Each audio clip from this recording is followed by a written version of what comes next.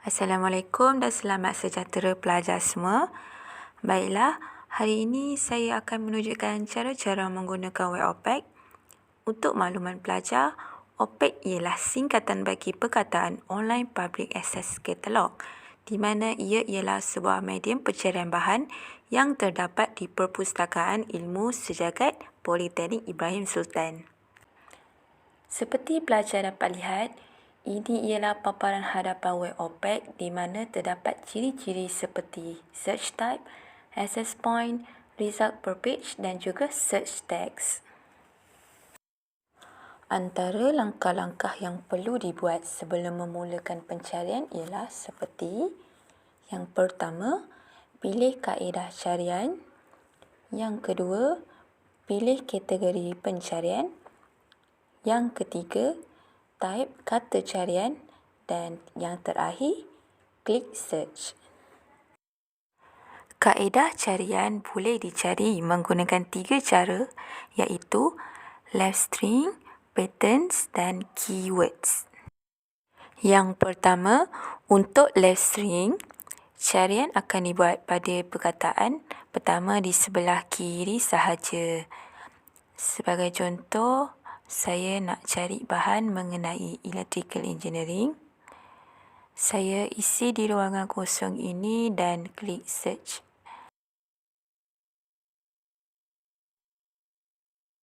Seperti pelajar dapat lihat, kedudukan perkataan electrical engineering terletak di bahagian kiri sahaja.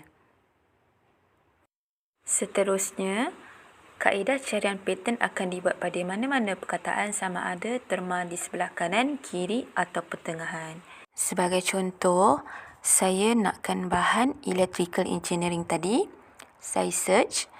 Ia keluar paparan di mana kedudukan electrical engineering berada sama ada di kanan, kiri ataupun tengah.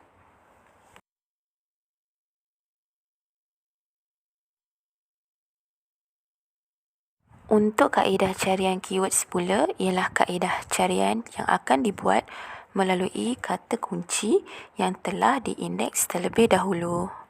Sebagai contoh, saya sebagai pelajar diploma kejuruteraan elektrik, saya ingin mencari bahan yang berkaitan dengan kos saya. Jadi, saya memasukkan kata kunci seperti electrical engineering. Selepas itu, saya tekan search dan hasil pencarian akan mengikut kata kunci yang saya type tadi. Sebagai maklumat tambahan, terdapat juga kaedah pencarian boolean di mana ini ialah kaedah penggunaan frasa and, or dan not untuk menggabungkan dua atau lebih perkataan.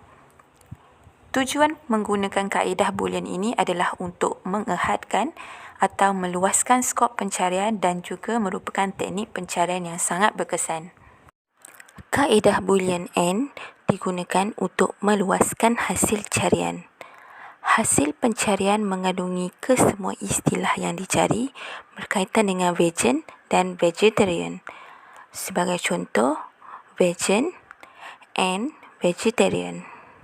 Kaedah boolean or digunakan untuk meluaskan hasil carian. Hasil carian mengandungi satu atau dua istilah sama ada berkaitan dengan vegan atau vegetarian. Sebagai contoh, vegan or vegetarian. Dan kaedah boolean not digunakan untuk mengehadkan hasil carian.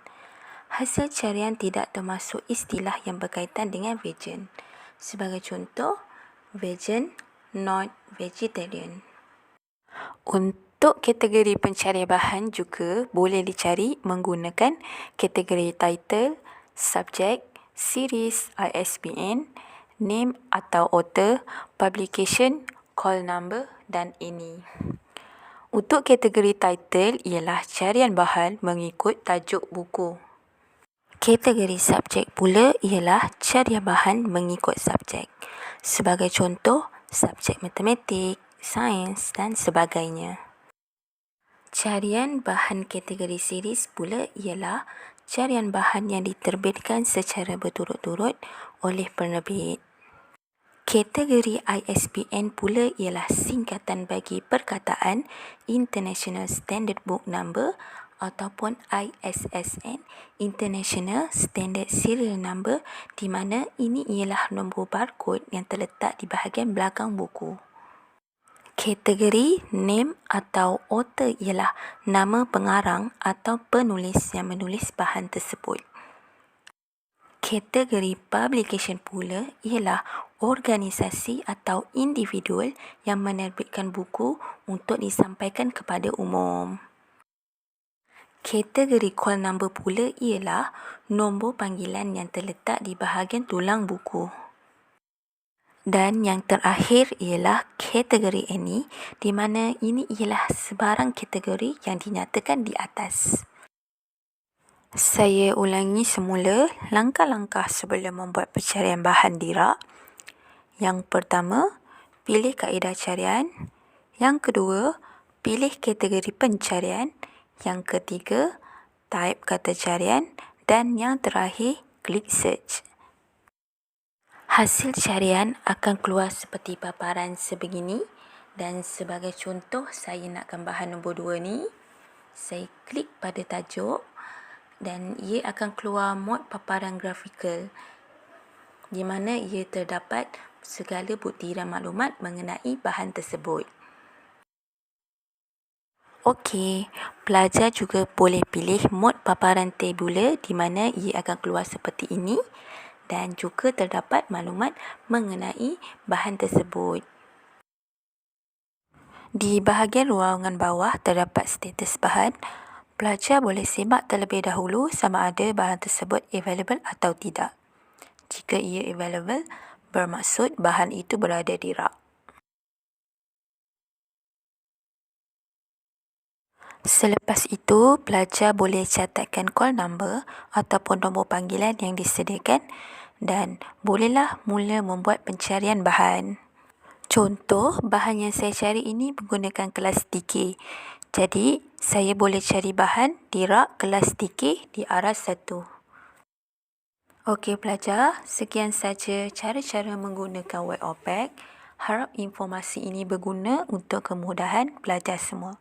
Terima kasih.